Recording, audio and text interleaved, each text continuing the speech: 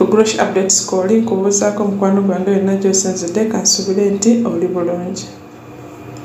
Puzzle yayimba n'agamba nti genda ogule emmotoka oleme kufa nga toguze emmotoka oluvannyuma lw'omukolo Chief Amil okweyiwamu emmotoka nga Lady Puzzle we yatugamba akyagenda mu maaso n'okuserebulatinga buli wabeera nkuleetedde mu video ogenda kuba omwerabirako ate nga ye eyali mukyala we mama w'abaana Chosen Becky naye senga we yavuddeyo n'amutabukira era nga senga kulanama y'omu avuddeyo n'amwanukula namugaa senga mukwano omwana yagezaako kye yali asobola naye bwe biba byagaana.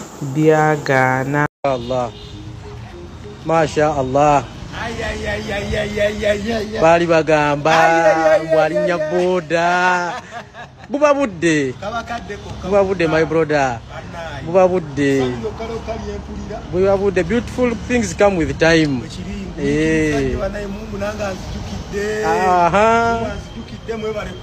naye ng'ekyombo kirala ba sensors tetomera bakasipotirimu brand new laba interior balage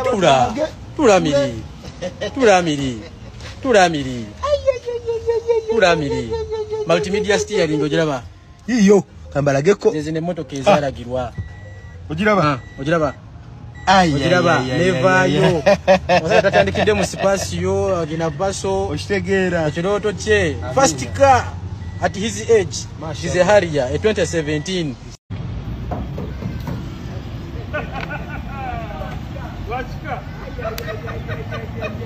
banange egaali gituuseeko bannange omusajja egaali yagiyingiza sirugambo bannange kya mukama ebigambo bibadde bingi yalimba jasiyagade kukofirizako bifaananyi egaali omusajja agiyina ino bannange nange nze kayini sikikkiriza kubanga nali sikiriza naye munda tokwata ebbalafu ng'akawewo kannyogoga akawewo ka esi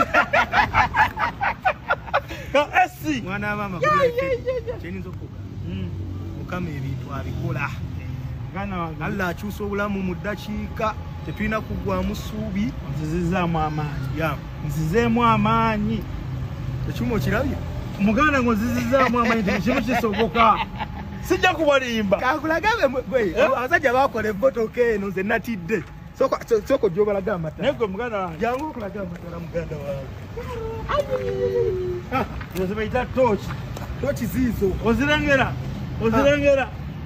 masombira naye muganda wange ogenda kutwala ku nyumba ya Mungu nyumba ya Mungu yeriko omugiza omusajja yakavaayo otuuke wali ku nyumba ya Mungu omulajanire omusajja yakavaayo ebibala ate bino gakyali mabaga bingi bijja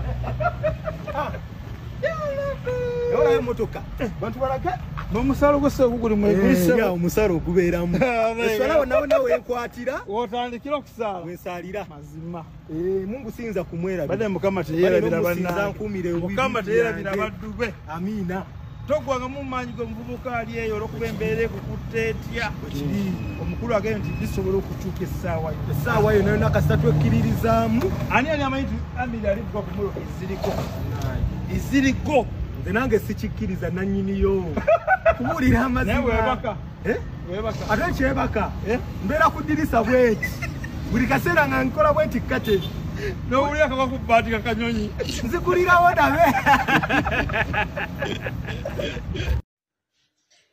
muli mutya abalungi musiibye mutya nze senga kulannama nzize kwogera ku Chosen Becky oba ye Chosen Becky ne sengaawe ne Ami mutususseeko senga wa Chosen Becky weewumuzeeko respecting emyaka gyo lwaki nsobola okyogerako bwe nti kubanga ndi senga wa ggwanga ate ndi senior citizen wali oyagala omwana wa mwannyoko afiire mu bufumbo ekituufu Chosen Becky yalaga Amiri oba ye Amiru omukwano ogwa ddala Bannayuganda tukkirize. Chosen Becky yayagala omusajja. Mukajjukire we kajjira. Nga katini bwe kati nga kawala kato. Omwana yayagala omusajja. Omusajja n'atayagala Ami. Era nzijukira waliwo story emu. Musimayo yali ono yayina ekinnyindo kinene ng'anoonya wakayindo katono. Yamufuna. Kati gwe senga ofaaki. Mukimanyi nti tulina abaana baffe ebyaddala ng'abasajja babatulugunyiza mu bufumbo nga tamwagalangako. Mukimanyi nti eriyo omusajja ayinza okwagala omukazi nga ye ekigendererwa kye kirala ng'ayina by'ayagala kuggusa. Mukimanyi ebiseera bino ebyo bye bisinga obungi. Bw'aba yamuzaalamu abaana ajja kubakuza. Becky akola. Nze Becky si mukwano gwange. Tankubirangako ku ssimu. Mwogeddeko emirundi mingi tavangayo nakungambako nti senga thank you. Si mukwano gwange ate sasseetaaga. Abeere mukwano gwange n'abeera na mukwano gw'abameka. N'emikwano gye nina gyannema okumalawo. Ate olaba n'emikwano egitangasa natandise ogijja mu ssimu yange. Natandise ogijja mu ssimu yange gitannyamba. N'okuba n'emikwano 10 beera n'ogumu naye nga gukugasa. Nga gulina bakiyita kugattako. Ng'omukwano ogwo gukugattako. N'ovaayo nga wennookanusa amaaso. So neze Becky wandibadde afumbewo omusajja tamwagala. Okimanyi bulungi nti Chosen Becky serebu. Okimanyi bulungi. Omuntu bw'oba ofunye omusajja akwagala nga gw'olina akulaga nti takwagala muleke.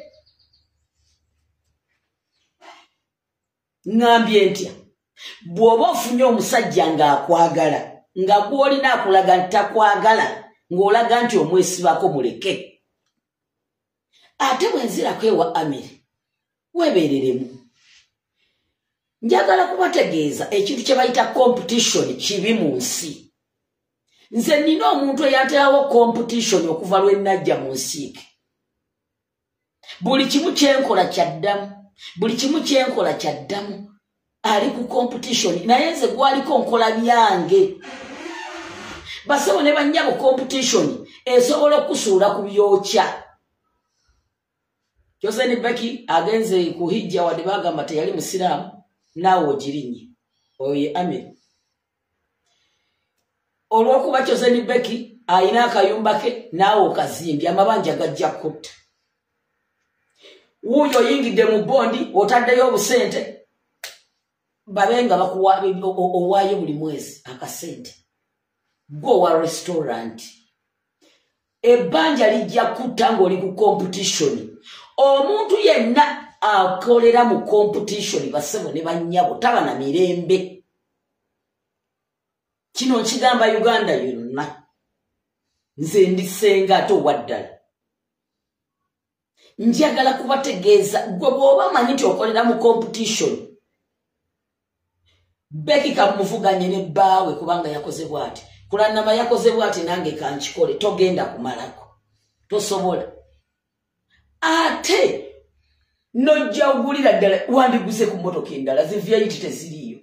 Kale bw'oba oyagala kusinga Chosen Becky. Lwaki wagulidde eddala efaanana n'eyiye? Oli musajja va mu competition.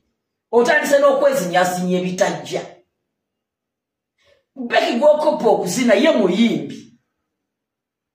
Becky anyiza ekintu eki ayina obwo obuviiri obuto abeera n'otuviiri otuto kati ate n'atatuyonja n'atatusanirira naye ng'ali ku kituufu. Oli serebu lekeraawo okujjanga ku TikTok ku Facebook ng'oyina ebiviiri biraga nti wakava mu tulo okwebaka. Oli serebu beera simaati. Teekangako wiigi zajja zoba oteekangako. Naye ssebo mukulu Amiri lekeraawo competition. Competition ejja kutta. Ejja kukuulamu akataago. Muleke oba akweyagalirako gwe wakyagala. gwe wakyagala era ekyo Becky kye yali ennyo okukola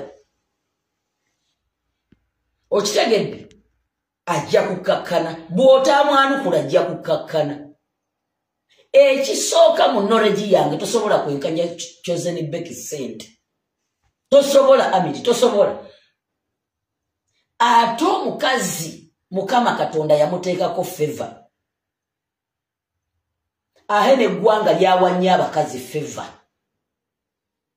amawanga g'Ebulaaya gonna gawanya abakyala favor kaakati omuntu yesimba ku mukyala oba olimba ate Chosen Becky akyali mwana muto naawe oli muvubuka muto gwe wamusooka n'ofuna omukyala gw'olaga nti mulungi okumusinga va ku Chosen Becky kola bibyo senga wa Chosen Becky va ku mwana oyo era oyo omukyala yavuddeyo n'ayogera ebigambo ebyo tajjanga ku mukolo gwo beba abaana abamala okwanjula embaga zaabwe ne zisiraana n'obufumbo bwabwe ne baawukana n'omusajja nnyabo va ku Chosen Becky wadde oli sengaawe temumuyita ku mukolo gwo ajja kukuteeramu ebidagala Katonda abajjajja aba Perox